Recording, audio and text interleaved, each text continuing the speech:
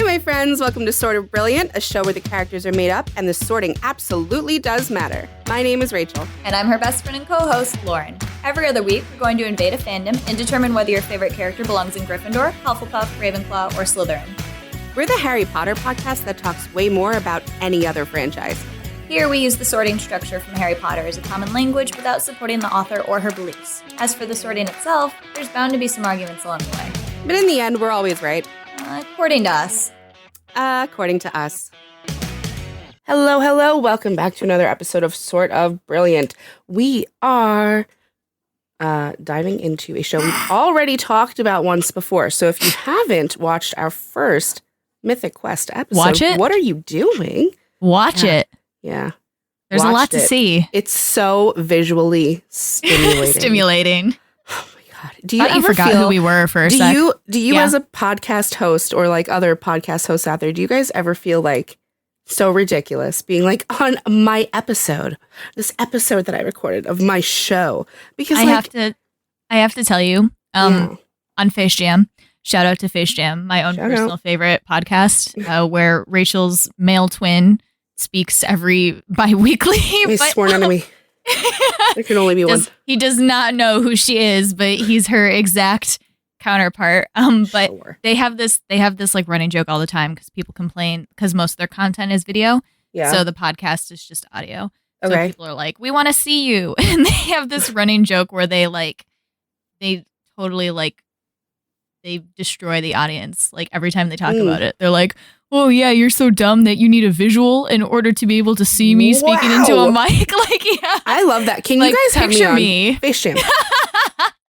Let me know when a good time for you is to have me on. We're good at eating food. We'll eat the food in somewhere other than Texas, but we can eat the same food. That's true. I'm not going there. Or fly us to Texas. But we can talk across Zoom. It's fine. Like Lauren and I are right now. Yeah. Which you don't see because it's not a video. So sorry to say. I'm saying watch. I just feel sometimes so ridiculous. Who knows if we even look like people picture us? Do our voices match what we look like? I don't know. I refuse to listen to my own voice if I can help it. I hate that. That's the other thing too. I know that's pretty common though, but I just am curious if anyone else feels like strange going, my show, my episode, my this, my that. How many people who make podcasts do you think listen to our podcast? Like 3 maybe. Okay.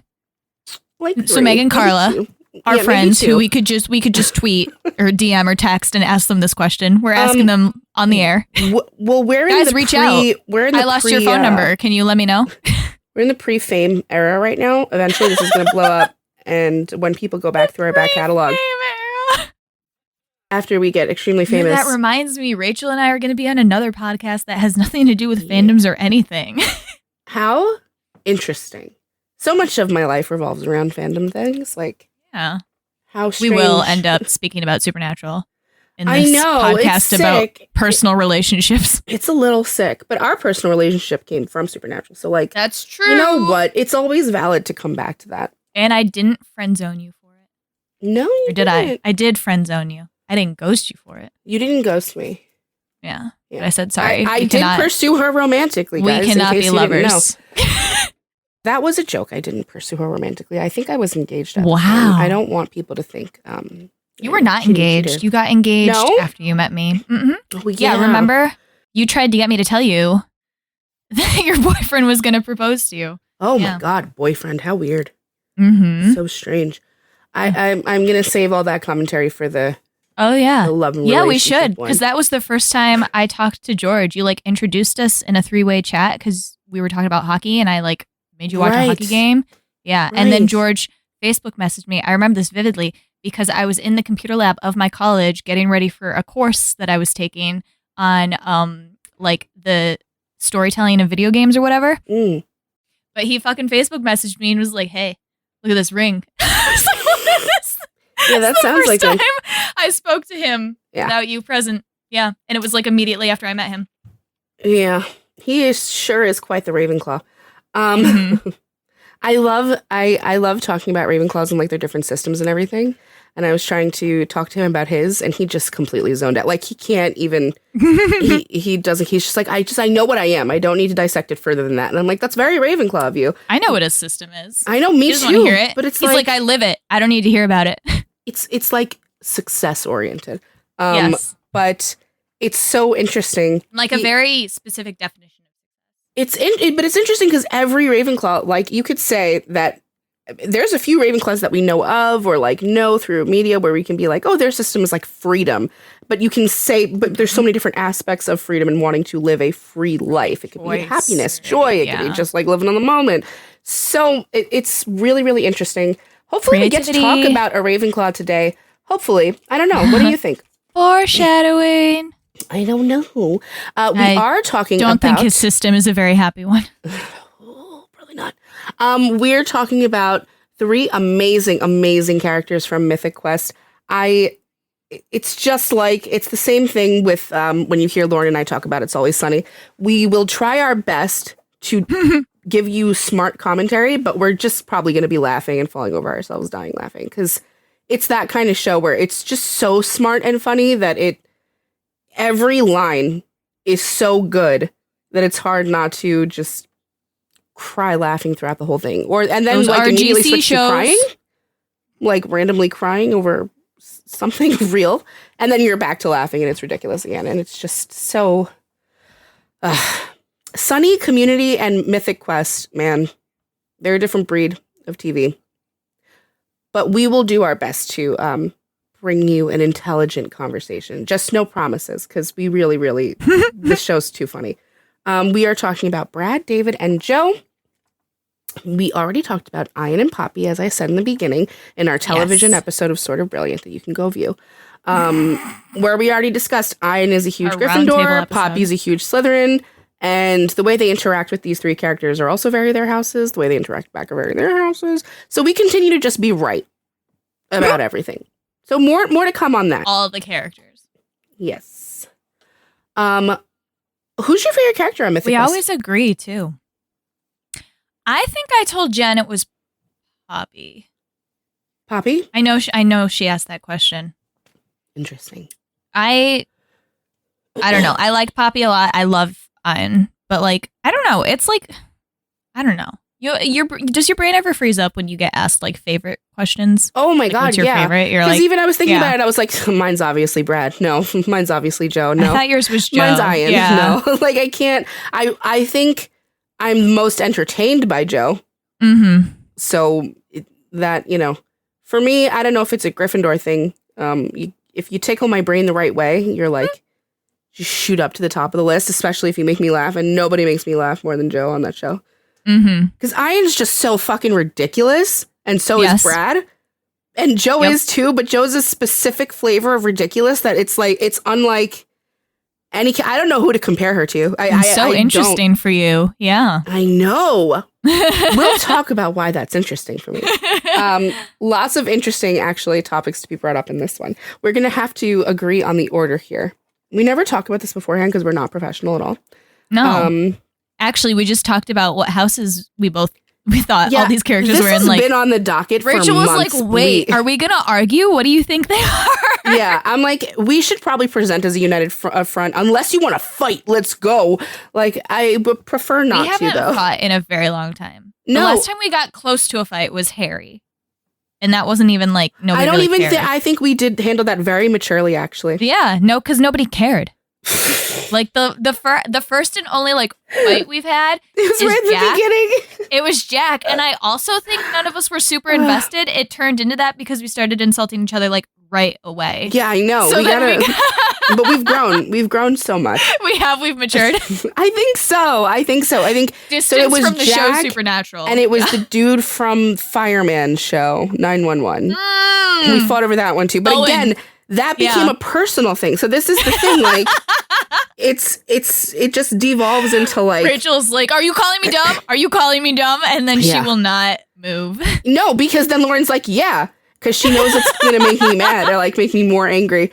So it's just obviously I'm not gonna let that go. I'm just not gonna let that go. That one was fun though because we had an audience. We had Haley, who is so easy to flip flop And then we had Illy, who was sitting there as the Ravenclaw devil's advocate, like, so I agree, but what if? Yeah. You're like, Illy, so fun. Pick somebody's side. So fun. Even when she disagreed with me, this is what I enjoy about Ravenclaw, is like she wasn't insulting me when doing it, so I let that go. I was like, I completely respect that opinion. And Lauren's Not like, what all the fuck Ravenclaws, do you mean? though. No, well, come on. Which the ones person do we're we talking not about today would not insult you. You're giving too much away. You're giving too much away. Shh. I love the Ravenclaw we're talking about today, though. That would be okay to insult me. They are hot, so it's fine. Okay. Let's just talk about one of them. You have to pick. Mm-hmm. Lauren, you have to Do you want to start with David? He's the boss. Oh, he's the boss, the wolf. Yeah. He's their boss. Oh, the wolf. David, he is the wolf. Answer the questions inverted. David is, as Dennis Reynolds would say, a soy boy beta cuck. And there's simply no getting around it. I really want a David backstory because I don't know how he got the position he did. I don't know if he knew Ion beforehand or if he came in. Because here's the thing with David, like you come in, right? And David's like, I'm the boss.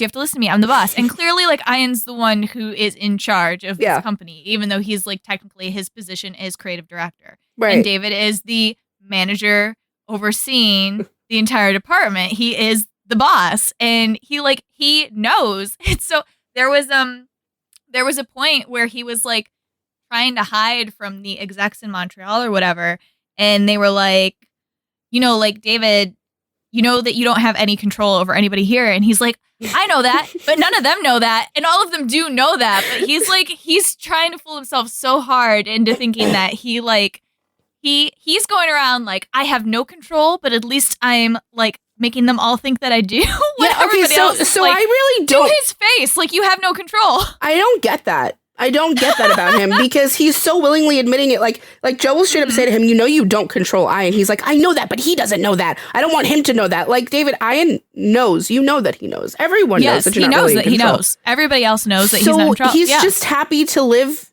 this way. Yes. I would be like, damn, bitch, you live like this? What? I don't understand. He is. Here's the thing about David. Say it. Okay, say what he is. He's a Hufflepuff. He sure is. Like, I have a role to fill, and but Lauren, he's not filling the role. No, this is what's confusing. That's where the personality comes in. Where it's the type of person he is. Like, he's spineless, so he's like got him.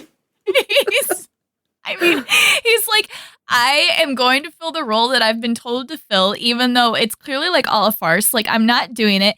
And even though I know that everybody knows that I'm not doing it, I'm just going to go around saying that I'm doing it. Like, that's all I can do at this point. That's all I can literally do. He literally, even on a very small scale, when he thinks he gets wolf, and he's just so annoying about it to everybody. He gets the leather jacket and he gels back his hair. He's so annoying. And then he's in the back of the room on the windowsill. They're like, David, why are you here? You liked your result. He's like, because I'm a lone wolf, baby. I'm not going to sign the papers. I like to, when I'm making like graphics for the show and whatever, I go through their wikis sometimes to get like the official picture. And I was looking at his official picture and it just said wolf under David, but in parentheses himself. And all of his fucking nicknames are himself.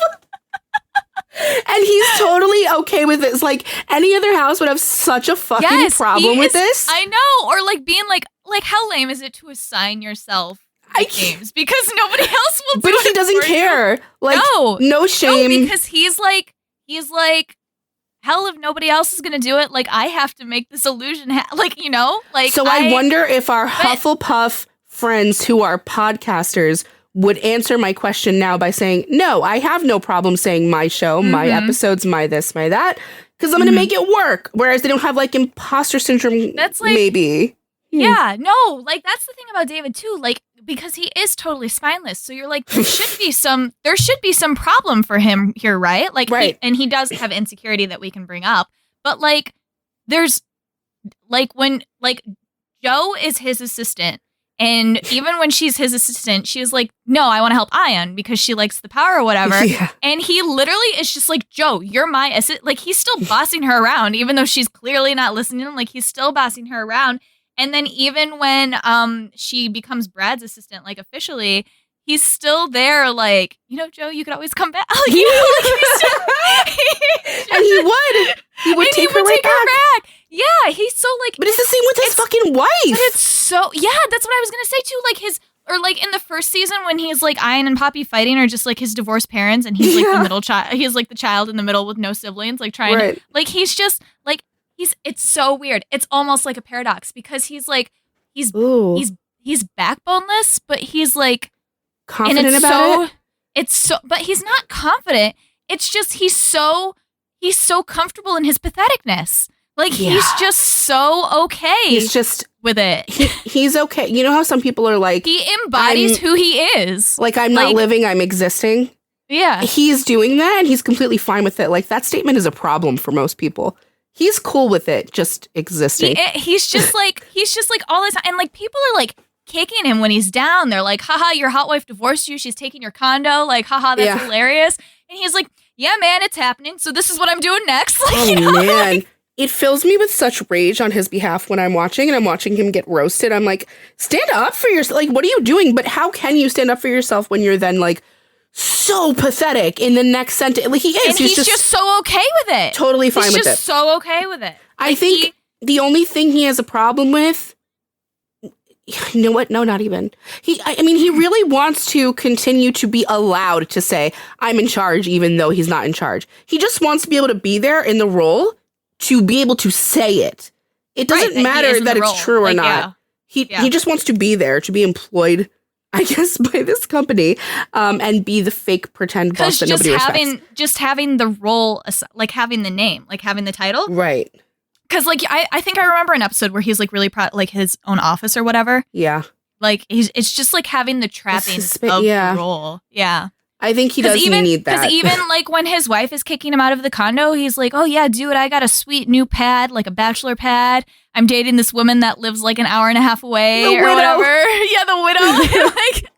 like he's like, yeah, man, like I'm living it up. And like, he's just so, I also know, like I was thinking about too. So David, he does have this boss role, but when it comes to like actually making a managerial decision, he does it as a group of people. He has to have the validation of the people around him, like his community. He needs the people around him to go like, this is the right decision. Like when they do, when the like Nazis take over the server and they do the whole whiteboard out. Yeah, they do their whole like DEI group or whatever. Yeah, and he's like going around collecting people. And he actually gives everyone a voice and puts every single one up there. It's like Nazis, Antifa, and he like actually puts them up next to each other. And you're like, David, there's a distinction. No, like, what? It's like, no, he's like, anybody that hates anything is going up there. He's like, all of your thoughts are valid, even though nobody respects me and mine. Brad's going through them like homophobes. He's like, yeah, they hate gay people. He's like, misogynist, like, yeah, they hate women. And then he's like, pedophiles. And he's like, yeah, they hate, well. I don't know. You see it on such a smaller scale, like his whole, I don't know if we can call it a paradox, but his whole shtick of being okay with not being respected. I don't think it is a paradox because there's no like he's fine with it. He's okay. He's just okay with it. That's so weird. But in the episode with the wolf thing, because once it gets outed that he's not actually a wolf, what is he? He's a butterfly or a mouse? It's a mouse. Oh, he's one of them. He's like a pathetic little creature. He's a butterfly because Brad's the mouse. Okay, because doesn't even talk about it. He's like, no, that's actually not true. I'm a wolf, baby. And he just backs out and then waits for the elevator. Like, awkwardly. All these moments that would make your soul just die to live.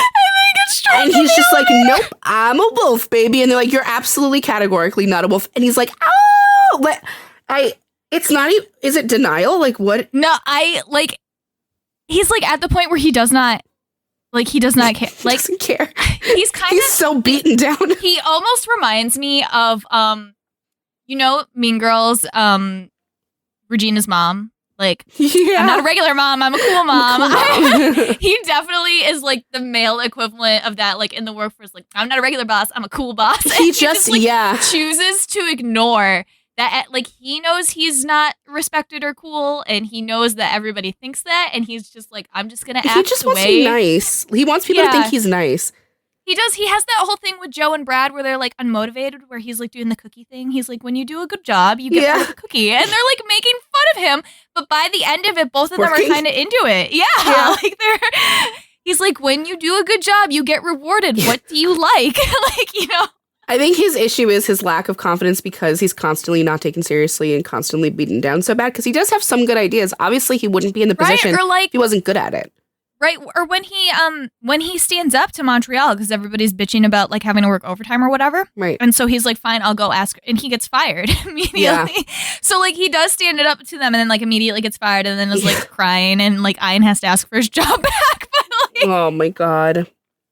But they want him there. They just want him there to be able to kick ass. But like I was going to say, I think they want him there because he's a pushover. So like they can do whatever 100%. They want. They need that. I'll be interested to see if he moves into the new company. Like, I don't know. Yeah. Like, again, I don't know what his backstory is, like how he came to Mythic Quest. Yeah. I don't know. I just, I enjoy his dynamic with Brad and Joe. And I like watching him with Ian too, because he's so, even when he's being rational and making sense, they're just like, okay, Brad. Okay, David, sure. Yeah. All right.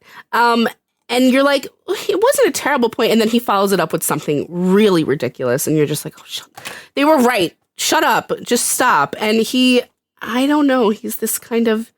He is like, sad. No, he is. Character. He's like, he's like he tries so hard that it's trying too hard. Like again with like when he's putting together like the equity and inclusion community or a committee or whatever, right. and like Brad is helping him and he's going around and they go for Rachel and she's like, I'm a lesbian, and he's like, we could use one of those, and Brad's like, yeah, I know he's trying so hard. It happens with Joe too. It's so funny. We have to talk about that with Brad. They'll make these comments and Brad's like, maybe not. Brad's like, no. But David tries in that same episode. He's like, I'm white and I don't go around going white power. And Brad's like, he's like, David. David, yeah. You see it a lot. Like, I think Rachel has a little bit of this too, where they're trying so hard. Yeah. That it comes across as trying too hard. Everyone's calling out that you're trying too hard. But you don't like, care. They're different, but they're also like different. Like Rachel is doing it. I don't know why, because Rachel wants to be like seen as competent. I don't even think that David really wants to be seen as competent. He just wants people to be seen, to call him the boss. Like that's all he cares. Yeah. Like, you know, as long, you know what it is for him. It's as long as he's in the running. Just don't take the position away from him. Because that's what happens in the Everlight episode. He was the champion last year, remember? So he's like going around this year, like in his costume, like all cool or whatever. Right. And they're all calling him pathetic. And like Brad's making fun of him constantly. And behind his back, Ian and Poppy are like, yeah, we let him win last year because it was like getting kind of sad. We let everybody win. But he probably knows that he'll take it. Yeah. He will absolutely take it. He was out like the first round, I think he got killed in the year. Like, it's so funny, though, because you put him against a different kind of Hufflepuff, like a different Hufflepuff character, and they would not just take it.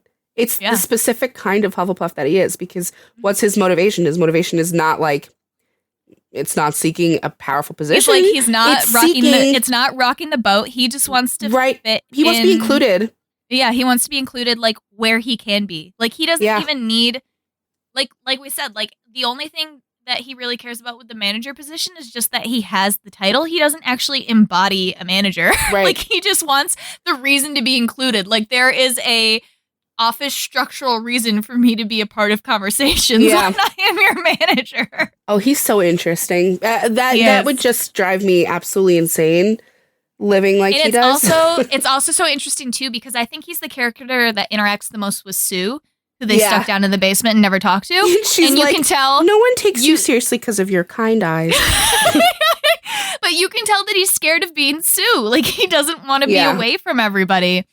No, he really doesn't. He actually, I really think he does love them. Like, you put him with someone like Brad, and I'm gonna say, like, when we talk about Brad, that Brad doesn't seem to really care about anybody, but it's really interesting, Brad, that situation I have with stuff Brad. to talk about that. Because he does, but I wanted to say... But he also... people ship them. I didn't know that.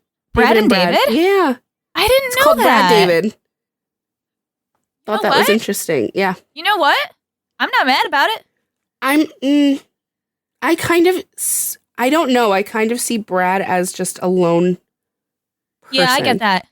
I get that. Like, I not could see looking David for having a romance, crush on not him. looking for sex, just, Yeah. you know? I could see David having a crush on him. I see there. That's what I can see. Or even like, just like, he obviously already has like a bro, like when Brad was like, I need a new apartment, or like, I don't remember, he didn't even need a new apartment, but David immediately was like, oh, you want to move in? Like, we can be bachelors Loves together. him. Like, he just wants to hang out. Like, but no, I was going to say too. He's just happy to be here, guys. Yeah, he's just happy to be there. He really just want to be included. Like, you know, my God. Because you can see that too when shit is going down with the company or whatever, when they're like trying to find a new and he's like, nobody tells me what's going on. Like, he doesn't even want them to come to him for decisions. He's like, just tell me what's going on. Yeah, it's true. He's very the girl at the end of Mean Girls that like just wanted to be included, and she's like, I just wish everyone could get along. And then you have like butterflies. Yeah, Joe's the character that comes in and he doesn't even go here. I had something to say and now I can't remember. Well, if you do remember it, come back to it because I think we can segue into Joe. I had something. Well, what did you have? David. I don't know. It was when you were talking. What were we talking about right before you talked about the shipping? Just happy to be here, to be included. Damn. We talk fast. I don't know. We talk fast. We move fast. It goes too fast for where my brain goes faster. All right, Slytherin. I already forgot it. I'm too smart for this conversation. Sped past it. But I think it would be interesting to go into Joe because Joe and David had such a funny dynamic in the beginning where she really did want to please him, I think. From what I recall, now I've seen the second season way more because conversations on other podcasts we've been on and everything, we had to rewatch the second one. And I watched it with Lauren, and then I rewatched it with my husband. So it like that season is more prevalent in my head. But if I recall correctly, in the first season, she very much took David seriously at first. Okay, well, so Joe's thing is she's attracted to power, so she took David's title at its word, and she thought that he was in charge. Yeah, and I mean, she gravitates immediately to Ian when it's immediate. When she sees the power imbalance. But it's just, when you're talking about Joe, you're talking about her base motivation. It is straight up power. And it's not something that's hidden underneath that's in subtext that you have to dig for in the character. She flat out says she wants power. She wants to be at the head of everything. She wants to be in control, which leads to her blowout with Brad, but then her like coming back and defending him. They have an amazing dynamic. But her motivation is She goes back power. to David at the end of season 2, too. She does. She does. What does Brad call her? A bottom feeder? Yes. He's like, you just go from he calls her a parasite, yeah. A parasite, yeah. Yeah. And she's not fazed by this at all. Similarly to how David is not fazed at all by being called pathetic, she's not fazed by being called out for any of her shit. She'll straight up own all of it, gladly. Mm-hmm. Which is funny because Joe, too, is a Hufflepuff. And it was difficult to come to that for me for a moment. Because I really wanted to put her in Slytherin, which would have felt like the obvious decision if you're just looking at a character at face value who's like hungry for power, hungry for leadership, extremely ambitious. You would think immediately Slytherin, especially because like she doesn't give a shit if she's hurting your feelings, which is very Slytherin and Ravenclaw. But I have never. She's another one that others so hard. It's like on a dime. Like not even. She doesn't even pause. Like she like think. What was it like? Yeah, like back. she was all about Ion the first season, and then like she comes back the second season, and people are like, "What? What?" And she's like, "Oh no, I don't care about Ion anymore." Like, yeah, that was so last season. Like, you know, she moves from person to person at the same speed with which she moves from like comment to comment. Like it reminds me so much sometimes of Jeff from Community and how like quick he would answer. He was never caught without a response. and neither is she. So I at first was very like, oh, she's like a Jeff Winger Slytherin kind of, and it very quickly becomes obvious that she's not a Slytherin, because she wouldn't be. I feel that a Slytherin would actually have just already come to the position they wanted to be in. Yeah, I was going to say that's the thing about Jo. Like, she keeps saying she wants to be in charge, and I'm not really sure that that's I know, I'm not true. Convinced. I think she wants to hang around the people who are in charge and have them like her and favor her, and like, because I don't know that she wants to do the work. Like, I think Brad says this to her, and you know, Brad is coming from an entirely different like place, but he's like, so you did none of the work and you're getting all the credit. Like, nice. Like, yeah, good job. Yeah, that's what you do. And she, like, I think that's Jo. Like, she's like, I don't want to actually put any like effort or ambition into this. I just want to be surrounded by the people who are in charge and who can make things happen for me. Yeah. And you see, like, Poppy is the Slytherin we've sorted on the show before. Poppy can also other people. She also can belittle people. That's fine. She doesn't do it to the degree that Jo does, though. And she is on par with Ian. She already is in the position of power. She's got it. She also, I don't know that she others people either. She's like, I either like you or like I don't care about you. The way she talks to people, I guess you could interpret it sometimes as othering. Like, she'll talk to the... I think that's just her literally not seeing people as people. The engineers. In the basement where she's like, shut up, do what I said. Give me more candy. I guess it's not quite othering. She just can be mean. She's literally not seeing them as people. Jo, actually doesn't see other people. Probably we could say like leftists or liberals, like humans, because she's a fucking... What did she say? She's a Midwestern conservative white girl, yeah. She has a picture of Reagan. She's like, that's my viewpoint. I'm gonna choke because I'm getting over a cold. I can't laugh this hard. She had. Do you remember in the freaking quarantine episode? She had that framed photo of Ronald Reagan. It's behind her. Ronnie Reagan. I can't. She's so she when she's other, but okay.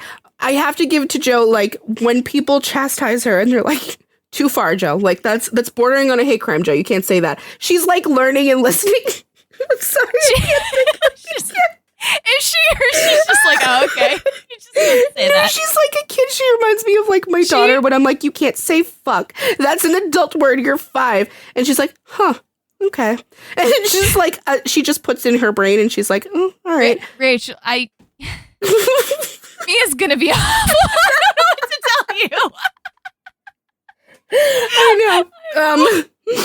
But so she'll put it in her brain and like she factors it away, Jo. She'll do that and she'll be like, fine, fair enough. Like, you have to appeal to you appeal to her logically, or she's just gonna be like, okay, whatever, you dumb hippie bastard. Like, that's Jo. Like, she can't. Yeah, you cut through her emotion. What happened? You cut through her emotion. Yeah. She's certainly an emotion. Like, house. one of those points was literally when she was like, you know, in the battle and like hitting Rachel, and she's like, die, lesbian. And they're like, Jo, you can't say that. She's like, just die. Yeah, Brad's like Jo. And I like, Jo, bordering on hate crime there. I can't. I fucking can't. But that's the thing about Jo too. Like, she needs to get an inhaler and breathe. This is after the episode where Dana and Rachel like came out to everybody, right? Where they went into Brad's office and Jo was there, and they were like, Jo's the one who says we could use one of those. It's not David. Jo says it. No. Oh my god. But no, they go in because they start dating, and they go. And Brad's response is something we can talk about with Brad because it's really fucking funny. But both of them are like, so. So I honestly just think Jo, like, I almost want to say that she's so simplistic as a Hufflepuff because people are like, this is what I am, and Jo's like, that is what you are forever. Right. Like, you know? It's true. It's true. And once she places the judgment, that's going to tell her whether or not you're worth gravitating towards. As a common person she'll talk to, as someone she'll spit on, or as someone she'll want to like befriend to become powerful. So she does this like with Brad's brother. It didn't take much. It didn't take much to have her nothing. turn. a little that's bit what of I was power. going to say about David. What? That's what I was going to say. Like that episode especially, you can see, because Brad's brother, I forget his name, only needs to be like 1% nice to David before David is falling all over him. It's like, this is my brother. Yeah. And and you're right that I like, it's so, Zach. It's Zach. That's right. It's almost so sad that The Office is his community because they clearly have no respect for him. Yeah. I don't want to say that none of them like actually like him. Like, I don't think like all of the personalities in that office, I don't think they'd give him the time of day if they didn't hold like some regard for him, but they definitely don't respect him. And he's going around like Zach comes in and says it's Brad's birthday and David like gets him a cake and like brings it to him. Yeah. It's like, so sad. I know, but you know what? But Brad will do that shit to anybody. I don't know if that's just because it's a David thing. It's just like, no, I'm not saying it's just, but the way that David Lauren, like responded, you like someone and not respect them. Yeah.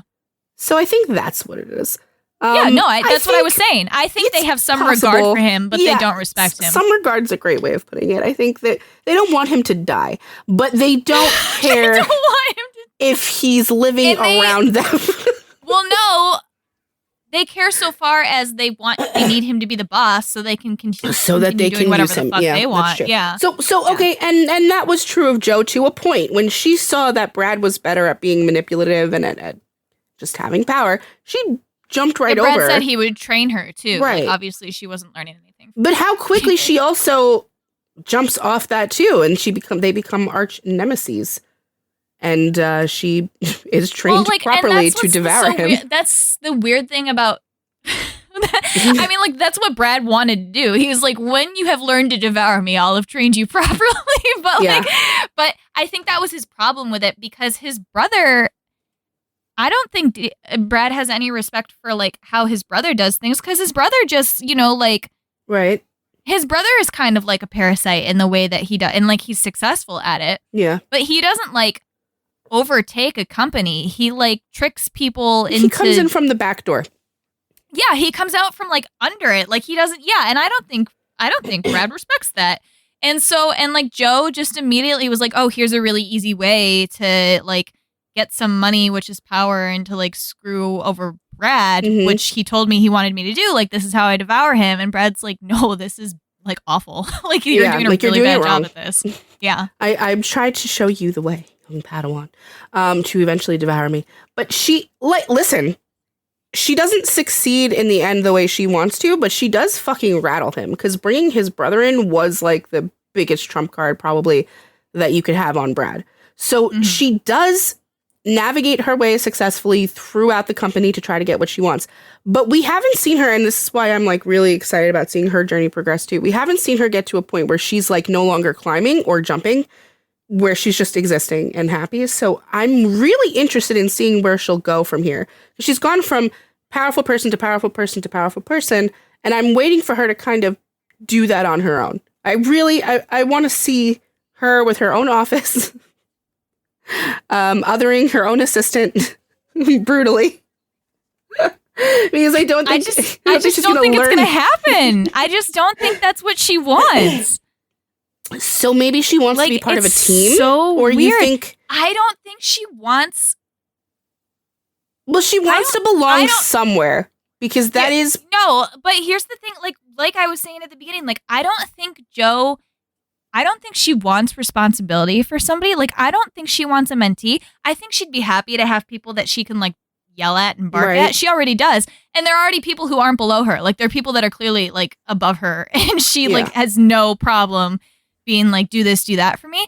Like, I don't think she wants to be around power. She doesn't want to, like, she wants power by association. Right. Like, she doesn't want to actually be powerful, because that's a lot of work. And I also, like, I think it's a lot of work. And I think she also is like, I don't actually want people to come after me, Yeah. Like, when Brad is like, the FBI is going to come for you, she freaks out.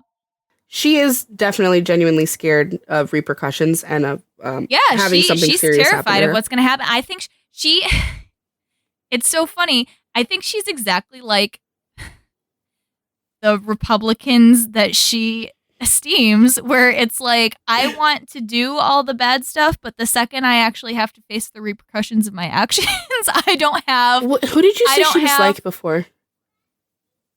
Annie. I don't remember. You said she was like Annie. Yeah. Which is funny because it's true. I think we don't know Annie's politics, but but it's the same kind of thirst for a semblance of power and respect. I think Jo wants to be respected. I think she wants to be feared.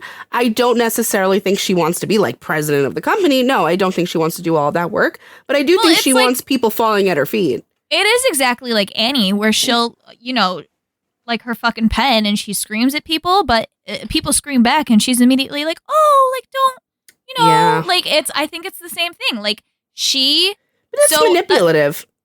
When Annie does it and when Jo does it. But it's not, I mean, it is a little manipulative, but it's also exactly how they're feeling. Like, at least when I feel that Slytherins and Ravenclaws, definitely, when they wade into shit, we're ready for the consequences, you know? Like, we're ready to do something about them, or we know that they're coming and are, like, ready to face them and not avoid them. Right. And I think even Gryffindors are like that. I don't think that you guys necessarily think about consequences, but you are very hero complex in the way that you're like, I deserve this for what I did. You know? Like, I think sometimes Hufflepuffs, and I think this is really true of Jo, are like, I want the good shit, but I don't want to face I don't want the stuff that happens because I did this shit.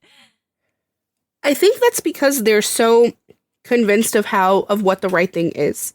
I think they're so I was going to say sure of that. More specific than that. They're so convinced of their role and what they should be doing in the role, right? Yeah, it's true, but it's also not necessarily the right thing. But I mean, in a broader sense, like they're so convinced, whether it's politics, whether it's like how people should be behaving or talking to each other or treating one another, or for Annie, like how they should be acting in school, for like the judgments of others, it comes with being a Hufflepuff. Yeah, and I'm saying I don't think it's necessarily that they're like, this is the right thing. They're like, this is where you fit, and this is what you should do. Like, this is how you are supposed to react, because I know where you fit. Yeah. And I know where I fit. They're extremely confident in where you should go and where they should go. That's true. I think it's just interesting when talking about Hufflepuffs how hardcore the judgment is, because it's heavy in that house. There's a lot of judginess, and sometimes it's deserved. You know, like a Hufflepuff can sense or suss out a fuckhead quicker than people in other houses can sometimes. So the gut feeling in a Hufflepuff is strong, but it also, like, if you, it depends on how you want to use that. Do you want to use that power for good or bad? And Jo just wants to use it to, like, climb, to be associated with power, not necessarily climb to power herself. I guess I was trying to articulate that their sense of, like, this is what you should be doing isn't based in morality like it would be for a Gryffindor. Sure. It's literally based in, like, this is how I think you should be acting, and you're not. Yeah, that's true. So, yeah. Like, that's why she's so disgusted with David, right? She's like, you're the boss, and you're not being a boss. Yeah. So, like, bye. It's so interesting. There's certain things like Annie or Jo will say to a person they work with or go to school with or whatever that I, as a Gryffindor, look at and I'm like, I can't believe they just said that to their face. Like, you just came out and fucking said it. And that's like, I have no problem saying something to someone's face, but a lot of the time, you really got to get to a point where you deserve it, or I'm not going to come out and say that to you. Like, Hufflepuffs really don't have a problem with cutting you down where you stand. If they feel you deserve it, if they feel like this would benefit you to hear, because you're not behaving how you should be behaving. So let me help you get there by telling you how pathetic you are and how wrong this is. It's stupid. You're a pathetic little man, David. And that's really how she operates with everybody. And it's scary. I would be scared to have someone like that in my life. Oof. Somebody telling you how you're not living up to their expectations. Don't love that. Don't love that. But I do love her. It's a really interesting dynamic. She's one of the first Hufflepuff characters we've sorted, probably besides Cass and Thor, that I really love, because you guys know, if you've been following, or if, like, you pay attention to Regina any trend with me, if they are hot or funny, I love them deeply, mostly funny. And I think she's fucking hilarious. And a lot of that has to do with how, like the lines and obviously and how she's acted and portrayed. Of course, that credit goes entirely to her actress. Love quite a few Hufflepuffs. We've been on a streak lately. But you like Regina and you like Mac. Okay, I wouldn't say Mac's like my favorite though. You can't like Mac is just he's part of a circle of weird freaks that I adore. But he's not my favorite one on there. But I do love many a Hufflepuff. You're right. It's just much of the time a Hufflepuff is the type of person who is there to enforce like good or just behavior and like I really do think they want to do good, and I really do think all Hufflepuffs want to be useful so badly. And so much of the time, I'm just like, you're just being a stick in the mud. Like, stop trying to work so hard and just come with me and have fun. And they won't.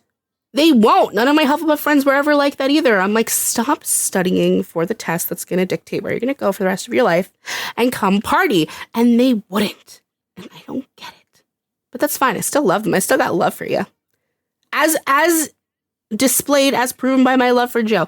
I think she really is my favorite character on the show because she's so fucking ridiculous. She's so ridiculous.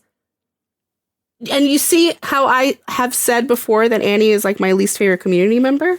Mm-hmm. But Annie and Jo have a lot in common, and Jo is my favorite. They're extremely similar. On this show. I think if you like matched those shows together, like if they played one another, I think that would be the match. I think I'm just made uncomfortable by how people treat Annie and the fact that she's young and the positions that she's put in on the show.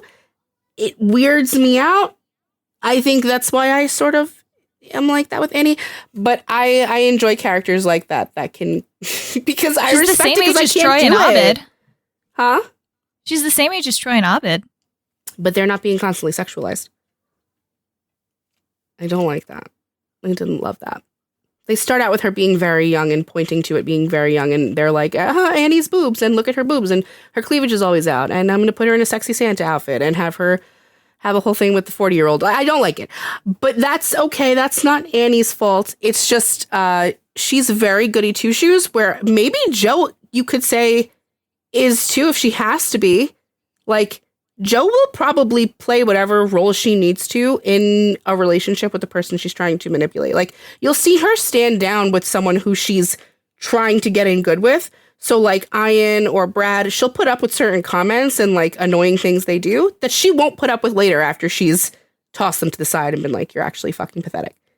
So, maybe it's just all in how you want to manipulate. I don't know.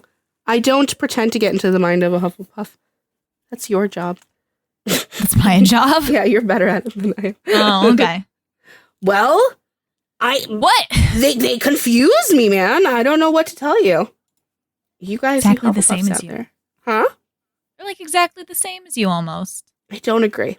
Just with like a twist. It's a really big fucking twist. Orange twist. It's a really big twist. We might be from the same company, but we're different flavors. And I don't... How does that go together? I don't know. Why not? Why doesn't that work? I thought you were going to go, we might be from the same company, but we're in different departments. And instead you mixed like a workplace. I was thinking of Arizona iced tea. And what? I was thinking of Arizona iced tea. We might be from the same company, but we're... Yeah, like okay. You're like a product company. A product, yeah. What? And here you see the mind of a Gryffindor and a Slytherin and how different... We could write a whole paper on this. One of us immediately put ourselves in the position of a consumer. You could be like, we're both created by Oreo, but we have different flavored fillings or something like that. And different cookie. And a different cookie. Yeah.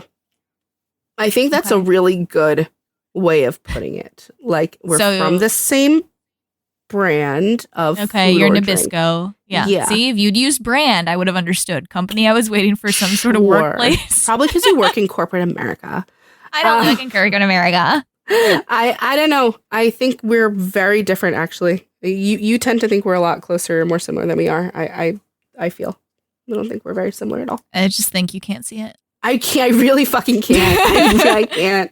My Hufflepuff friends have always been like, really, really sweet, but then when crossed like straight up demonic, which I find hilarious because they're always the cute one and they're always like the overachiever, and it's so interesting. They're always very much like Annie. And the thing that makes a Hufflepuff flip or switch to angry or upset is not the thing that would make me flip or switch. So I don't know. And then the way they act when they flip or switch is also not the way I would act. Sometimes they're more rational than me. Sometimes they're less rational. Usually more rational. Well, that comes with the territory of being Gryffindor. I don't claim to be a rational person. So if you're Hufflepuff, it's no diss to you. Trust me. I think I'm crazier than you are, so it'll be okay. No hate. Especially because one of yours is my favorite. I really, really enjoy watching her. I don't know where she's going to go if she's the type of character who's actually not gunning for like a top level position. What could she possibly do in this company or in Ian and Poppy's new company? Brad won't be there. Brad will be in jail. Well, I was going to say, I think that's like what they were starting to do with her too. Like Ian did it with her and Brad did too, is when somebody isn't in a position of power, they're like much more expendable so they can do bad shit and not face consequences for it, which is what Jill loves. So they were like, like go be mean to this, like go make this person cry, and Jo will go do it and loves it, and like she doesn't face any repercussions because she's the fucking assistant. No, Lauren. She wants to be the fucking muscle like Mac. Yeah. Yeah. Oh my God. All right. Mac needs to now become the scale by which I understand Hufflepuffs. That's the second time Mac clicked in my head and made me completely understand from a different level. Like, wow. Annie didn't make you okay. Oh, from a different perspective. Okay. No, I get the Annie comparison. Were you not getting? Yeah, but were you like not getting that she didn't actually want power? Was that hard for you? Yeah, that was hard. Okay. Because she's fucking saying it. And also, like, as a woman, I want her to want to be a woman in power, and I want to see her win. So, but, like, you know what? Part of feminism is allowing women to have whatever dream or goal that they want. Yeah, and I'm saying, like, she doesn't want all the bullshit that's attached to power. She literally just wants the good shit. We can respect that. We love a bodyguard queen. She definitely should be the muscle for everyone. She's like a little fucking Yorkie with a horrible bite that would just... That's so funny. Oh my God. Ocular pat down. Wow. Wow. Yeah, Rob certainly did write these two shows. He really did. Maybe Rob's a Hufflepuff. Hey, Rob, I know you're listening. Can you come on the show so I can assess you as a person? We've got to be 6 degrees separation from him, right?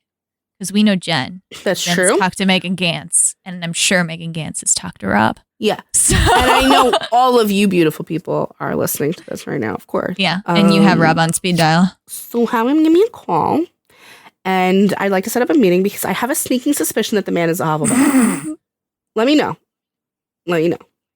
But Jo is definitely Hufflepuff. And I'm really interested to hear if people saw that coming or not.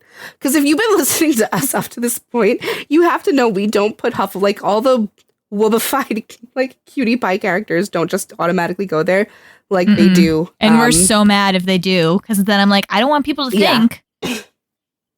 I don't like want when we put Steed there, I was like, that's not why he's a Hufflepuff though. Steed, yeah. Like it's not, yeah. I know. It really hurts me when it happens because they are so complex.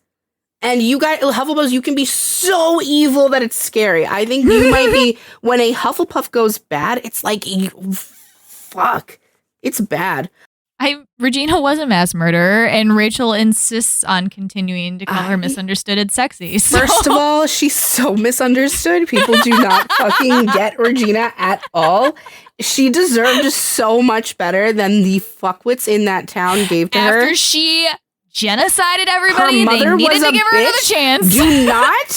Do not discount childhood trauma and what trauma can do to the brain. And then when you add that with magic, I am not surprised. Her dad, Loki, said it would be okay to murder him. Like, it's fine. Yeah. I don't see... Whatever. I get her. You guys don't have to get her. She makes perfect sense to me. There you go. That I do understand Hufflepuffs, actually. Negate everything I said before this. I totally get them. Justice for Regina. Free my girl. She didn't do nothing wrong. She did kill my favorite character, though, the huntsman. So, for that, I had a hard time forgiving her. Because he was the best character on the show. Though. He jilted her. He had it coming. Episode 7. He had it coming. When this character who'd spoken 3 lines dropped dead, Rachel was like, I'm done. I'm done with this show. I'm so sad. He was so sexy. Okay. Brad. Watch 50 Shades of Grey. No, he shaved in that.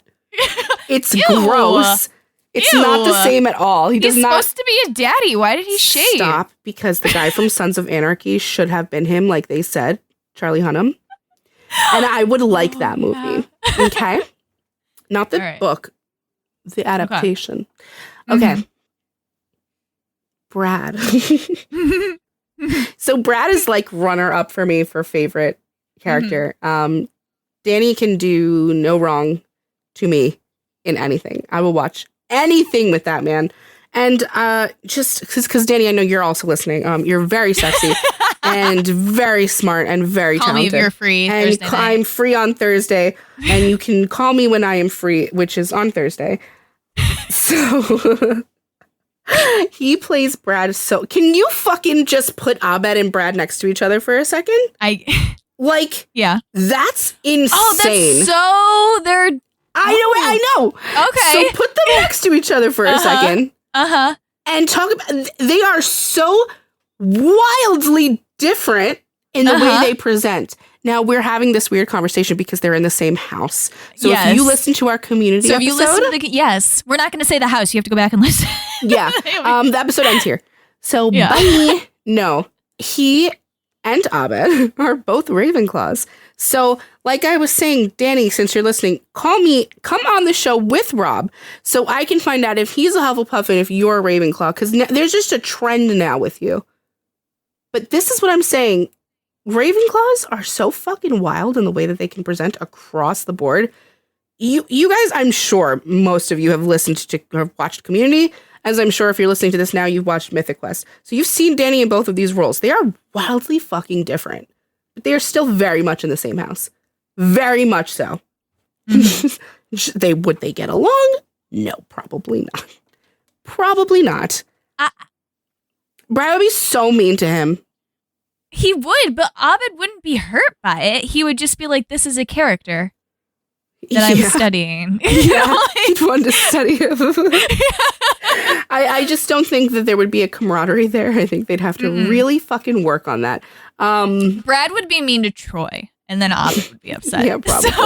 Well, if you look on Community, the other Ravenclaw on the bunch, like Britta and Abed, don't really, like, they don't have a... They don't get no. So it's interesting. We'll have to start... It's Lauren, so interesting, actually, because I think Abed doesn't really get Britta. I don't think so at all. I really don't think so. I think we need to start putting Ravenclaws in a room together and just see what happens. That's what they would do. That's thinking like them. Oh, God. I just want to watch. I just want to see what happens. You little fucking scientists. I think none of them. I think that's what's so interesting about Ravenclaws. Because, we have these base motivations that people come from, right? And even, like, Gryffindors all come from a motivation of, I'm doing what is morally right. And we've said so million times that that's different for every person. Like, like, what you think is morally right is not going to be the exact same thing. So, like, Dean Winchester is going to clash with Tony Stark quite a few times. But I think Ravenclaws have more variety because systems can be so different. So different. Yeah. And they follow they study their systems. Like they push buttons. What was Abed's system? It's escaped me. It was like Life as a TV show, like sitcom. But I think we got it down to a word. I can't remember. It was like systematically, life runs like a TV show. Like that is what it is.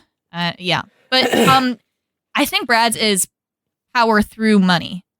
Yeah, very, very money motivated. He's very much a capitalist, like hugely so. And it was so funny. I was thinking about it, and like this character, I probably would not like if Danny wasn't playing him the way he plays him. Like, or even if he didn't have like the lines or the swagger the way he has about it. Like, he's like a capitalist asshole. Truly, he really only cares about money. Money is the main motivator in his life. He will flat out say to you, to his mother, to Jesus Christ, "What am I getting out of it?" His goal in life is to have a room full of coins like Scrooge McDuck or like whatever that he can swim in. Yeah. And I mean, and he's very, very open about that. So he will help you. And let me tell you something. If he helps you, you're going to succeed at whatever your goal was. But he has to get something out of it. Now, the other thing about working with a Ravenclaw, you kind of have to be careful here because it's kind of like making a deal with a genie, but like a really mischievous genie, kind of like the one in Once Upon a Time. Who's the sparkly one? Not Rapunzel. What's his name? The sparkly lizard-looking man from Once Upon a Time. What's his name? Rumpelstiltskin. So Ravenclaws are giving very Rumpelstiltskin to me. So if you make a deal, she's dying laughing. If you make a deal with one, it's like just be careful. The glittery man. Just be careful, because if you make a deal with Brad, you gotta kind of worry about like what it's going to come with, because Ravenclaws will get you there. Like at what cost? He's a crossroads demon. Like I don't know what else to say about it. Like when they're refusing to do like the battle royale or whatever, and he wants them to do it so badly because it will make them money. And so Poppy and Ion are like fighting to be like who can come up with the best idea first and like make Montreal happy or whatever. And they're both resisting this because they're like, it's a disgusting money grab. There's no creativity or like finesse to it. Like we're not going to do it. And Ian like flat out refuses, and Brad manipulates Poppy into doing it, right? Because she's so beaten down by like not being able to beat Ion that she's like, fine, I'll do it. And so like he lets Poppy take the credit for it because he doesn't care. He just wants the money. But then when his brother shows up, he's like, I manipulated her into doing it because she's weak and pathetic. Like, you know, like so he needs the motivation also. Like part of what Brad needs also is that he needs to also be entertained. Like money is the main factor, but he needs to be entertained through the means in which he gets the money. So I don't think it would be as satisfying for him to come across like it's just an easy deal. You shake hands with the guy across the table and you make a ton of money. Like he wants to get there specific in a certain way. He really wants to be entertained. He really wants to manipulate you that way. We often say Ravenclaws are chaos demons. Brad is a perfect representation of a chaos demon. I was gonna say I think he's fine with getting it the easy way because like with the casino, he was just like, I want the casino, and if they had given to him, it would have been fine. They tell him that he's like. But they tell him that he doesn't matter to the team and nothing that he does means anything to the company. And he's like, now I'm going to fucking destroy the company. Yeah. And he makes all the monetized things free, and he like locks up all their accounts so they can't get like you will be punished. Like, he's like, you will feel the hurt. But like I think you're definitely right that he needs to be entertained. If he gets things easily, I think he just finds the entertainment really easily somewhere else. Yeah. Like when he becomes part of the equity and inclusion committee, or like he doesn't really care that this stuff is implemented. Or like when he's listening to David talk about the cookie or whatever, he is literally there to push buttons and like see what happens and to cause issues. Like he's asking stupid questions that are like tripping David up or whatever. And then he's like, all right, and now I'm not going to provide you the solution unless you beg. Yeah. You know, like I came here and I fucked all of it up. And now you need to beg me. He's like, this is also something that's common in a lot of Ravenclaws too. If you cross them and you fuck with them, like I really don't think for a Ravenclaw that it's enough to just move on from that point. I think they really do want to see some punishment.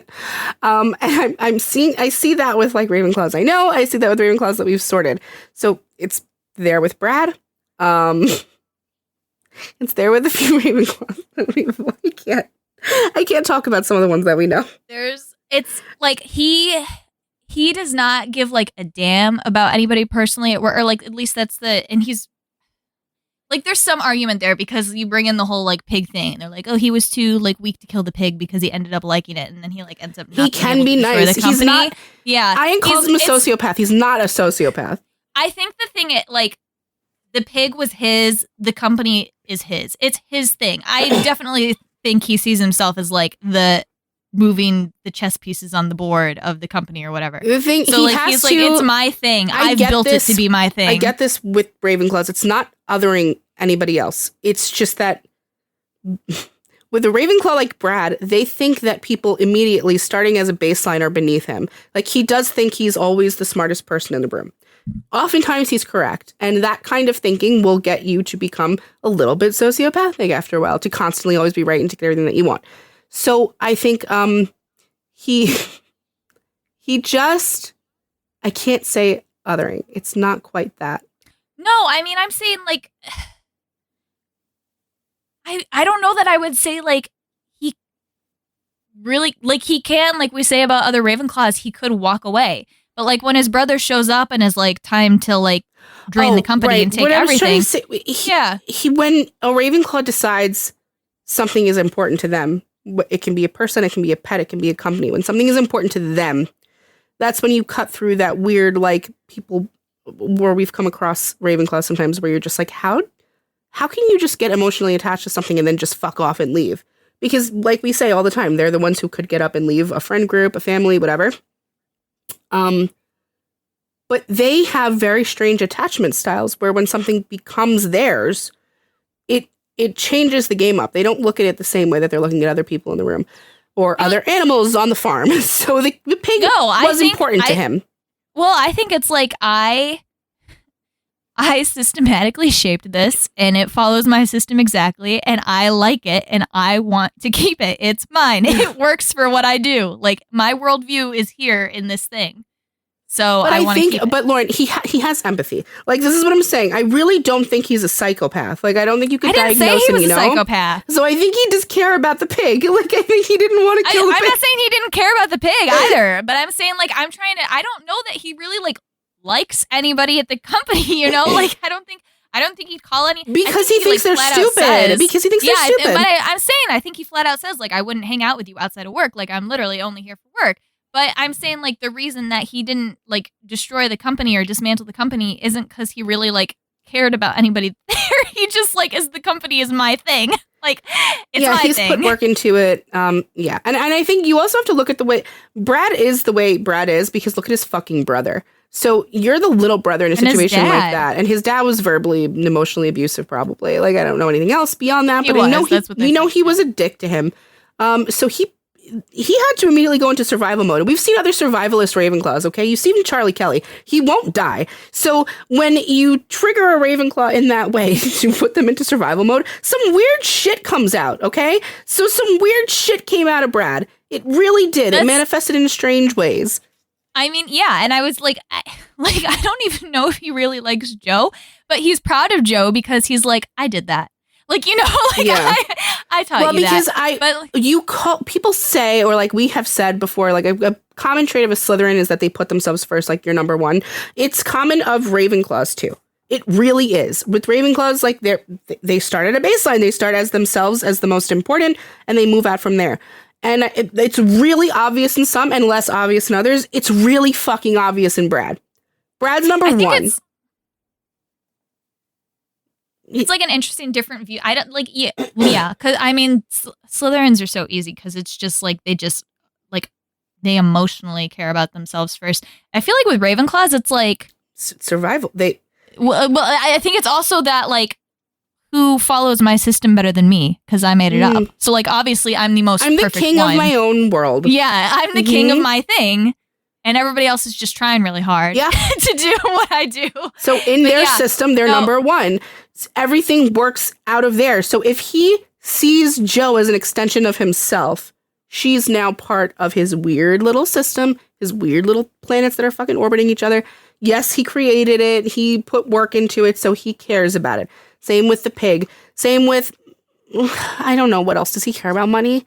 I don't know if he can put money in this. Like, he cares about the monetization of the game. He does. Yeah. He really does. So, and he's not gonna, like, he doesn't have to fucking be there.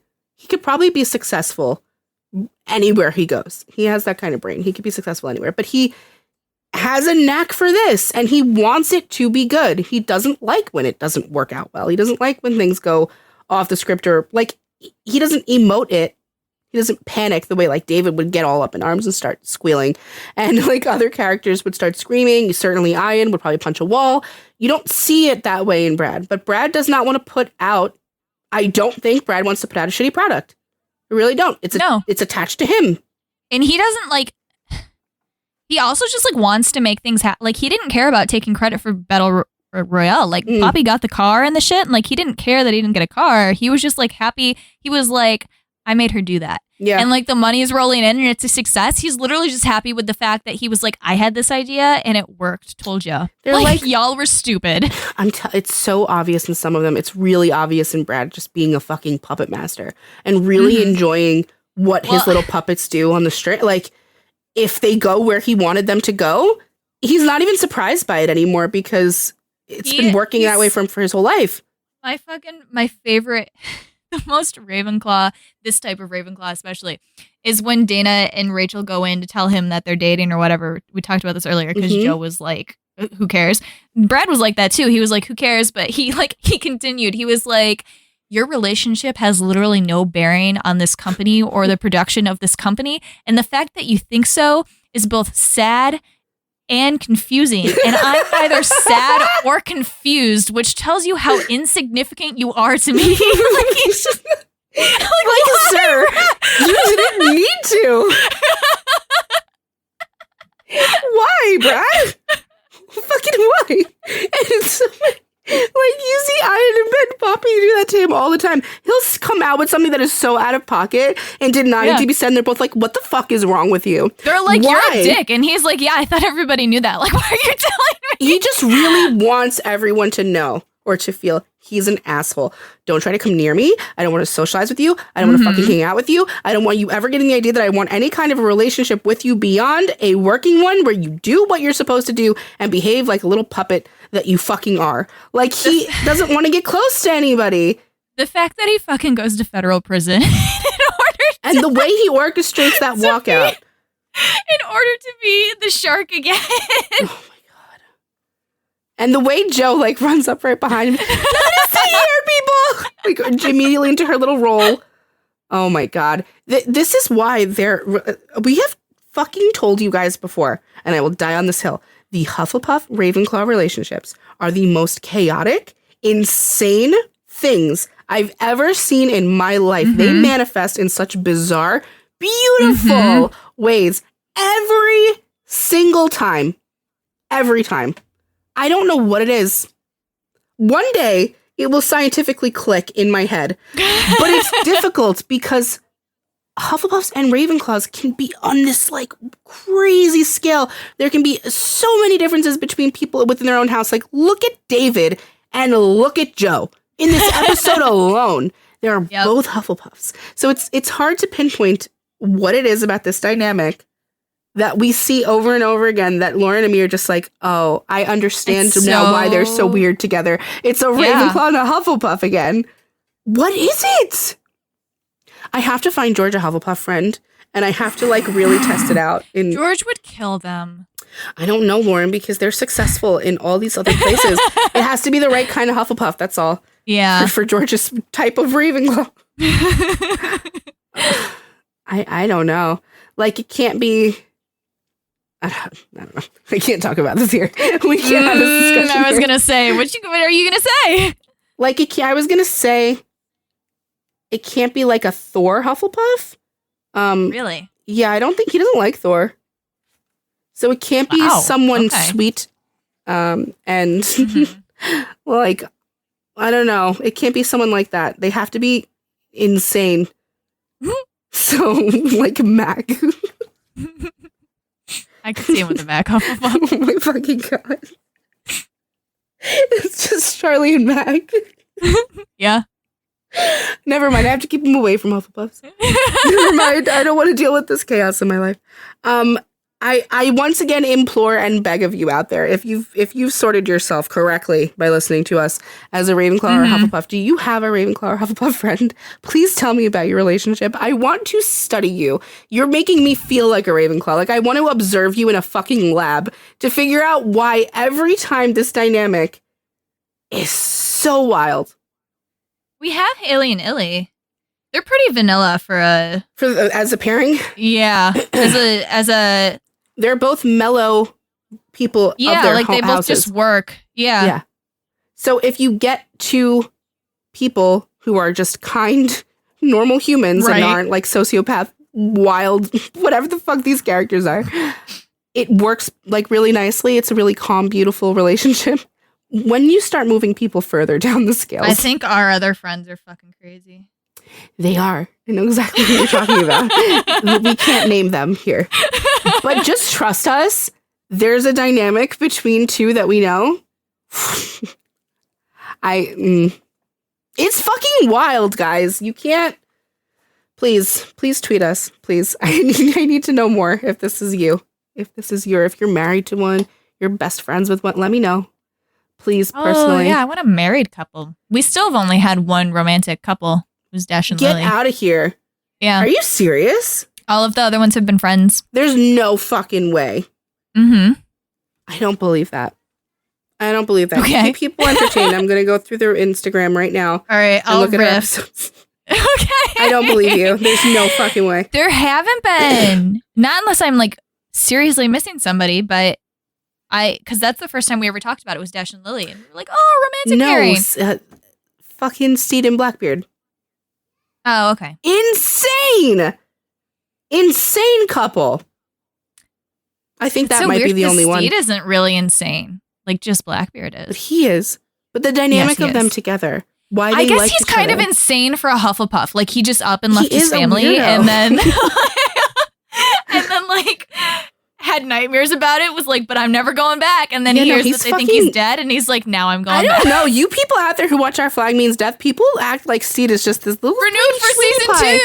Hey, Let me tell you, Steed is not this little sweetie pie. Okay, he's a chaos goblin as well, and that's why his boyfriend is a Ravenclaw. Chaos goblin. They're fucking insane. So, I don't know. I really felt shocked that I didn't end up with Slytherin Joe. I really felt like I was gonna land there. When you texted me earlier, I think Joe was the one I expected a fight on. Although it was funny because I'm pretty sure I told you who I thought Joe was like the last time we talked to Jen. I think after we had our thing, I was like, I thought we discussed Brad, and I remembered. No, we've been discussing Brad forever. Like we knew like when I we thought did that was the when known we one. did no if we did when we did Ian and Poppy, we knew that Brad was a Ravenclaw. But I'm pretty sure that I told you where I thought Joe was, and you were like, no. I was like, well, I don't remember my reaction, but I know that it was hard for me because like of all the reasons I said when we started talking about it, she seems on the surface, and again, I think this just might be my like girl queen boss bitch thing that I want for her, where I'm like, she's ambitious and she's driven and she's a go-getter and she's going to be queen of the company. Like, she actually doesn't fucking want that. mm-hmm. And once you realize that for her, that she is not a Slytherin. But it's just like that's where I naturally wanted her to go. I also really enjoy Slytherin Ravenclaw friendships like so much, the same way I enjoy Hufflepuff Ravenclaw ones. Me too. So I wish I we like had talking more of about those too. They're so entertaining.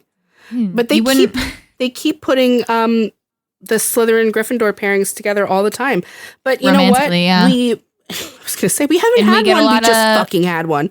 Yeah, we just did one. It's did not. we? Yeah, Peter and Gwen. Who? Oh yeah, not yeah. Gwen. Peter and what's her name? Mary Jane. Yeah. Yeah, we did. It doesn't stop.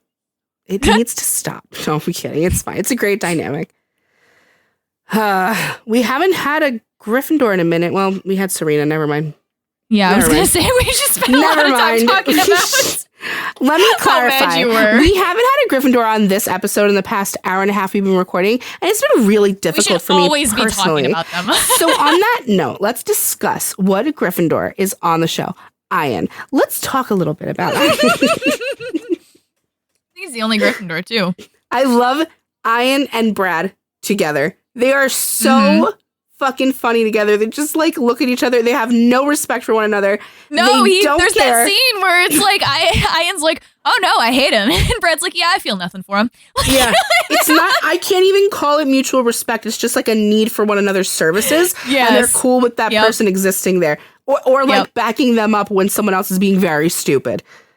That's really all that relationship is, which I just find I love that. They're not liars. Like that's a really something I find really interesting about Ravenclaws and Gryffindors, where we talk about the similarities between them. Those houses in particular have a really hard time lying about their feelings for people or their feelings about each other. So it's really funny that they don't like each other because, of course, that comes out immediately. Well, yeah, because for Ravenclaws, it's hypocrisy, and for Gryffindors, it's not thinking through the consequences of what they're about to say. Absolutely. You got to get... Yeah, these are my feelings. No, my feelings. No, my feelings. There will be a quiz later on my feelings. You better fucking pass it. But if you don't, I'll forgive you. Okay. Thank you for joining us for our second Mythic Quest episode. Hopefully there will be more to come. There are several other characters we could sort again. They are so funny. There are so many things right about this show, and I can't wait to keep watching it. It's fucking amazing. So thank you for being here. Please rate us 5 stars on Apple Podcasts. Leave a review. Help get us up there. Listen, I don't know if there's another podcast that you listen to that sorts people into Harry Potter houses. I don't know. Maybe they got bullied off the internet by all the people who mock us and make fun of us. Rightfully so. But in that case, I feel like, we're one of the only ones in the game. So give us some stars, and we'll love you forever. Thanks so much. Next time we're doing the last Spider-Man that we have to do. The last live action Spider-Man. That's true. We're doing Into the Spider-Verse later this year. But live action. And we actually get a switch up in the fucking characters because there is no Mary Jane for Andrew Spider-Man. It's Gwen. We're doing Gwen Stacy. So will she be a Gryffindor? Will we finally get a different... Well, she's not MJ, so let's see. She's not MJ. I will hope... this Peter be a different house than the other two Peters? I don't know. Oh, geez, I'm not sure. It's Hannah's birthday, so that's what we're doing for that. Oh, yeah. And also 4th of July. Happy America Day. And what's more American than Spider-Man? Not America's ass. And anyway, they say that a hero can say... Cut to Toby climbing up the Empire State Building with the fucking American flag. No, he's not climbing. He's jumping. He's parkouring across the building. Parkour and the flag. Nothing more American than that, brah. All right. Thanks for being here. I apologize. And we'll see you in 2 weeks. Hey. Bye. Thank you for listening to Sort of Brilliant. If our sorting choices inspired any rage or excitement, we'd love to hear from you. We're open to feedback, suggestions for characters to sort, and solid counter-arguments with citations. Never forget your citations. You can find us hanging out on Twitter and Instagram at SOB_pod or shoot us an email at sortofbrilliant@gmail.com. And since we're not above begging, please rate and subscribe to Sort of Brilliant on Apple Podcasts, Spotify, and wherever else you listen to podcasts. Please share our posts on social media. And if you're a Gryffindor, maybe you'll inspire sorting fights among your own friend group. The theme music is Hot Shot by Scott Holmes. Can't wait to sort with you again next time. Bye!